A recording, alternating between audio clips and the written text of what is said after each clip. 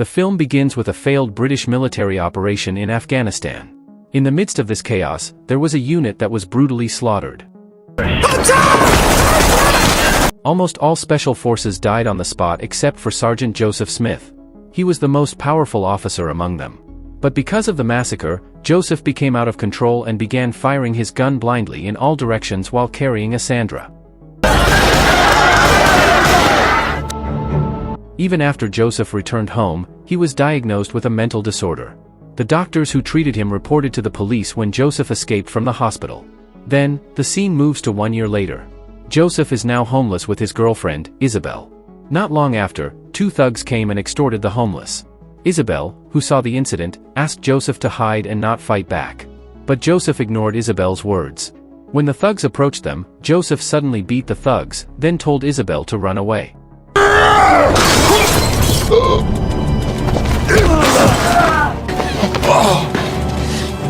Finally, Joseph beat the 2 thugs alone, in a fairly weak condition. Joseph looked overwhelmed. Joseph then decided to run away. Joseph then entered an empty apartment to hide from the thugs' pursuit. After feeling safe enough, Joseph began to change his appearance. He shaved all his hair and even wore clothes belonging to the owner of the apartment so that the thugs could not recognize him. Joseph also made sure that the apartment was safe for him to live in. He started by checking the phone number, which was apparently inactive until October 1st. It was a long time before Joseph could find Isabel's whereabouts. After that, he searched the mail and found the credit card belonging to the owner of the apartment. Then he went to the ATM to withdraw the money. Then, the scene switches to a nun named Christina, who often distributes food to the homeless. At that time, Joseph accidentally came, apparently recognized by Christina, who happened to have taken care of Joseph when he was a member of the unit. Then Joseph said if he was looking for someone named Isabel. But Christina focused instead on the clothes Joseph was wearing because she thought Joseph was stealing or robbing someone. But Joseph did not answer any of Christina's questions, he just gave her some money and left. Christina, who was silent, could only accept the money. Buy something nice for yourself. After she had finished serving all the homeless people, Christina returned to the church to report the incident to the church board. There, she explained that a former military member gave her £500. The church board asked Christina where he got the money. When Christina answered that she didn't know, the board could not report the money as income for the church. The money was then returned to Christina. Finally, Christina decided to use the money to buy tickets for a concert by her favorite ballerina. Then, the scene moves to Joseph's past, who was still in the army, where he was traumatized because, at that time, he and his troops were suddenly attacked in the tank they were carrying. All his colleagues were killed except Joseph, who was at the controls of the tank. Soon, Joseph woke up from his dream, but he could not escape the image of his time on duty. Joseph even hallucinated that there were spies and shadows of the man he was hanging in his apartment. Joseph used a stick that he fantasized about as a weapon to fight the spies.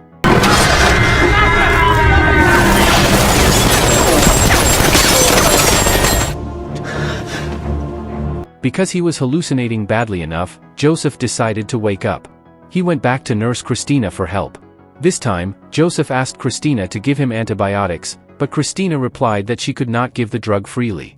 She then told Joseph to go to the hospital instead, but Joseph said that he could not go there because it turned out that Joseph had escaped from the military court and was now being sought by the defense minister. Feeling sorry for Joseph's weak condition, Christina finally took Joseph to the church. Antibiotics you need. I got 2 broken ribs. If you drink alcohol with these, they won't work. There, she gave antibiotics and some information related to Isabel. Hearing that, Joseph was happy. He then gave Christina an address to give to Isabel if she saw her. Tell us she can come to me. Joseph then returns to the apartment, where he decides to start looking for Isabel's whereabouts alone. While looking for her, he accidentally found a paper with Isabel's name on it. He also checked the number, and it turned out that Isabel had sent a message to Joseph. The message concerned her decision to become a rented woman in order to save money to buy a house for the 2 of them. Isabel said that she was currently fine and asked Joseph not to look for her whereabouts. You need to look for me, I'm okay, and it'll just cause trouble. Thanks for looking after me, Joe. After that, the next day, Joseph suddenly found guests knocking on his apartment door. Apparently, the 2 people were the agency of the owner of the apartment. Because he was worried about being known as an intruder, Joseph decided to change his name to Joey Jones and claimed to be Damon's lover. When the two agencies heard this, they were shocked, but Joseph immediately closed the door to prevent them from suspecting him further. Unable to continue relying on Damon's credit card, Joseph decided to work at a Chinese restaurant. Day after day, he worked, and he also trained to strengthen his body. One day, while he was working, he found a very noisy customer. Joseph, who was disturbed by this, asked them politely to leave the restaurant. At first, the people accepted, but when outside the restaurant, they yelled at Joseph and challenged him to a fight. Joseph said if they fought, then they would be late for the train. But they didn't seem to care, they immediately attacked Joseph. Fortunately, Joseph quickly blocked their attacks. It's so old, I want to see some tits! Don't fucking touch my fucking cock!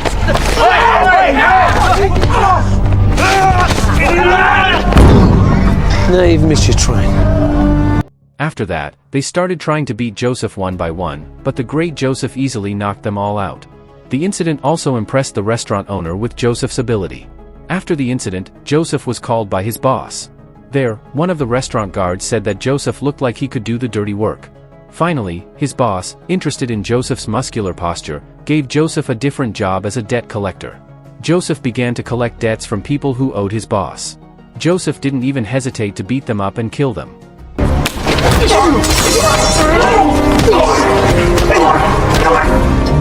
Because of his job, Joseph now has enough money to support himself. He even ordered a large number of pizzas to distribute to the homeless through Christina. Seeing the large order, she was surprised because she had never ordered it, but the driver said that someone named Joey Jones had paid for the order. Then, the scene moves to Joseph, who was shopping. While he was looking for items, he accidentally crossed paths with his ex-wife, Dawn. But there wasn't much conversation between them. More like everything, Joey.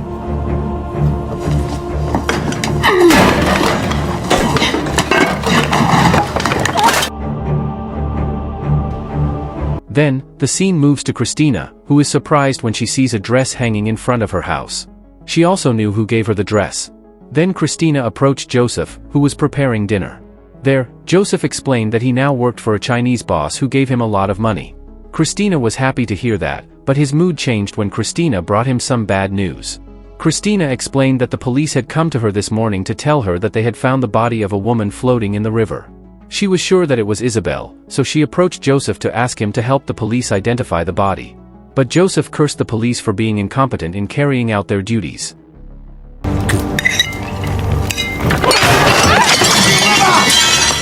After learning that Isabel was dead, Joseph began to be unable to control his emotions. He was disgusted and furious when he heard Isabel was dead. Christina then explained that the police said she died after serving her customer. Not wanting to see Joseph get emotional, Christina tried to calm him down. She said that the money Joseph gave her was not used much. Christina also returned the money from Joseph. But Joseph said he didn't need the money. I'm really sorry about Isabel. Christina finally took back the money, and she began to advise Joseph. She wanted to see Joseph change and become a good man, so Christina left to avoid Joseph. Joseph immediately chased her while giving back the dress he had deliberately bought for Christina. At first, Christina refused because she was a nun who was prohibited from wearing such clothes. But Joseph replied that Christina could take it off if she was uncomfortable. Finally, Christina took the dress and left. Thank God would say it's okay. Then, the scene switches to the two thugs who once chased Joseph. This time, Joseph was not afraid to face the two of them. When the two thugs finished extorting the homeless, they now faced Joseph. They both seemed to have forgotten Joseph's face. But when Joseph said that he was the man who beat them both up when he was with his girlfriend, then one of them started pointing a knife. But Joseph easily beat them both up.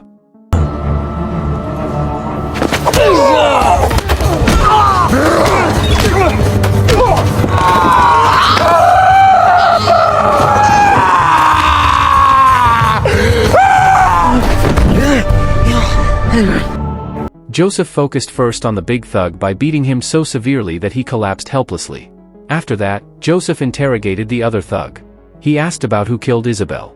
At first, the thug did not answer, but after Joseph threatened to kill him with a spoon, the thug wanted to answer. He said that Isabel was killed by her own customer.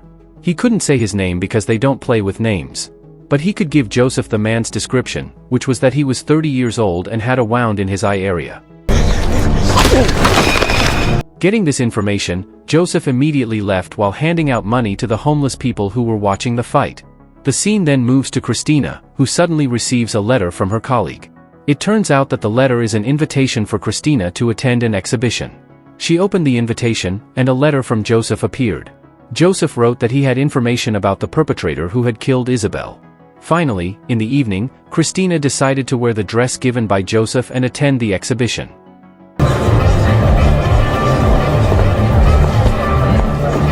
She met with Joseph and then started talking about Isabel's murder. Joseph opened the conversation by asking Christina to tell the police that Isabel's killer was a 30-year-old man who had a wound in the face area. Christina remembered Joseph's words very well. Then, after Joseph had provided enough information, they began to spend the night together. The next day, Joseph returned to his job of collecting debts. At that time, Joseph approached a man and said that he was collecting the debt that the man had to Boss Choi. But apparently, the man did not want to give Joseph cash. He promised to give a check to Boss Choi. But Joseph insisted on asking for cash. Unable to use gentle means, Joseph finally played a little rough.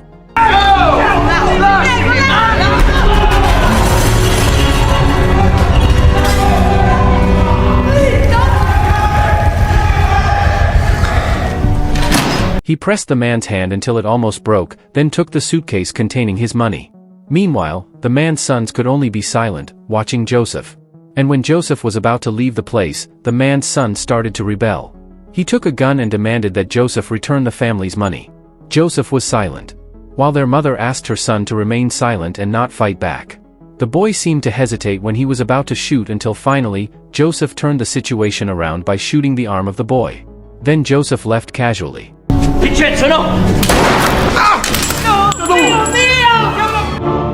But apparently, the mission failed this time because the police quickly got a report about the theft and started looking for the whereabouts of Joseph, known as Jones. The police even approached Christina because they heard that Joseph was seen frequenting the food tenant. But Christina decided to lie to the police. When they met again in the middle of the night, Christina told them that the police were looking for his whereabouts. But Joseph, who is quite an expert in the field of crime, doesn't care about that. He is still focused on finding Isabel.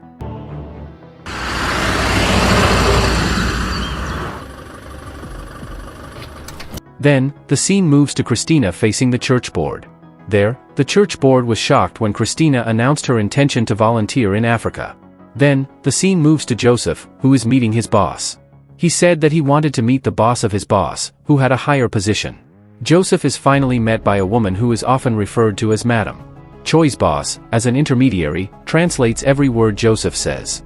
Then Joseph began to say what he wanted. Joseph knew that Madam was a very influential person. She had a blacklist of everyone who made mistakes. Therefore, he wanted to find someone who had the characteristics of a 30-year-old man and had a wound in the eye area. Hearing that, Madam said that the man was wearing a very expensive suit. But she could help him on the condition that Joseph must serve her. Joseph also agreed to the deal that Madam made. Then, Madam gave him a task to bring a container containing women who were victims of illegal trafficking. And it's not too vague for you. We have a business to protect. 仲有冇啲咩需要？一於叫佢幫手。 After getting the information, Joseph began to approach a container that Joseph had to deliver. Then, the scene moves to a man who had previously hired Isabel's services. The man was seen hiring one of the women again.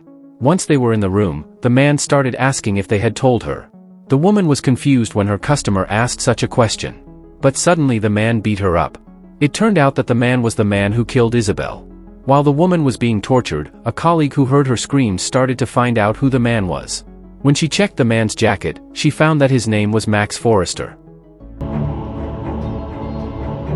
Meanwhile, Joseph, who has successfully delivered the container, gets information about the man he is looking for, namely a letter containing the name Max Forrester. Then, the scene moves to Christina, who gets a letter from Joseph.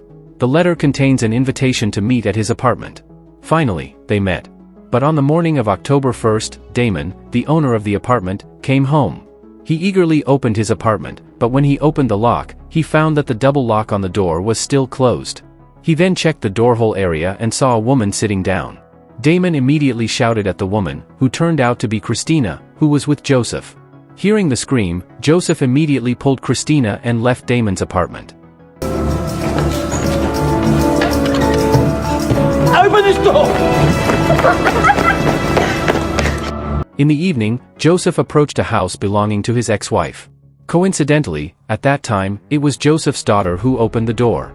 He introduced himself and then gave his daughter some gifts. When dawn arrived, she saw a suitcase containing a lot of money. After that, Joseph went to an event that Max Forrester attended. Christina, meanwhile, was watching a concert featuring her favorite ballerinas. After observing Max for a while, Joseph began to approach him. He made small talk to Max, and when Max asked about Joseph's identity, Joseph began to push Max to the edge of the building, then said once in a while, "You should look down there." Joseph immediately dropped Max down the building. I was actually just